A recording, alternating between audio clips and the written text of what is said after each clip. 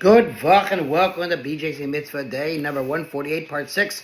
Using the Sefer Chinuch Mitzvah Day keeps your soul on its way. And we're getting towards the end of this mitzvah entitled The Prohibition to Consume Blood of Domestic Animals, Wild Animals, or Fowl.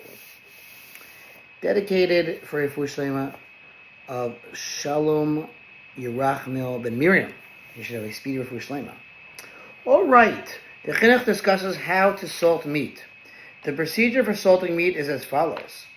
One thoroughly rinses the meat from the blood that is upon it, and after that he places medium grain salt on the meat. That is salt that is not too coarse, so that it can somewhat adhere to the meat, and not too fine, so that it should not adhere to it exceedingly. He leaves it sitting with its attached salt for the amount of time it takes to walk a meal. Meal's a little bit less than a mile. Let's see if he says here in the footnote. The amount of time it typically takes to walk a meal, which he says is a measured distance of 2,000 amos, is generally taken to between 18 and 24 minutes. Okay. So wait about that long. All right.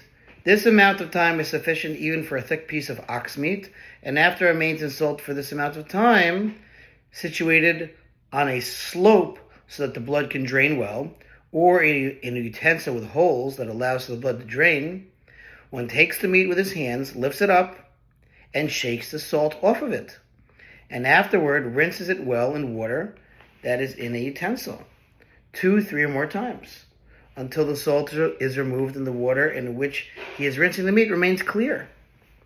The Chinuch discusses the law in a case where salt was not removed from the meat immediately after salting. Now, if the meat remains in its salt for more than the amount of time that is appropriate for salting, we need not be concerned that perhaps the meat reabsorbed the blood that is on the surface of the salt. This is because we say that after the meat expels its forbidden blood, it also expels its fluids, namely the juice of the meat, which is the moisture in the meat. Now, as long as the meat is involved with expelling those fluids, it does not have the inherent ability to absorb blood. This is because blood is by nature exceedingly smooth, i.e. slick, and is absorbed only when the meat is in a calm state. With the expression calm, the author, the Chinuch, means to say that the meat is in a state at which time it is no longer expelling anything, neither blood nor other fluids. Only then can blood begin to be reabsorbed. And we will continue with this mitzvah, God willing, tomorrow. Have a wonderful night. If you want to come to Chill Zone, 8:45 p.m. at the Bella Jewish Center, ages 9 to 13. Love to see you there.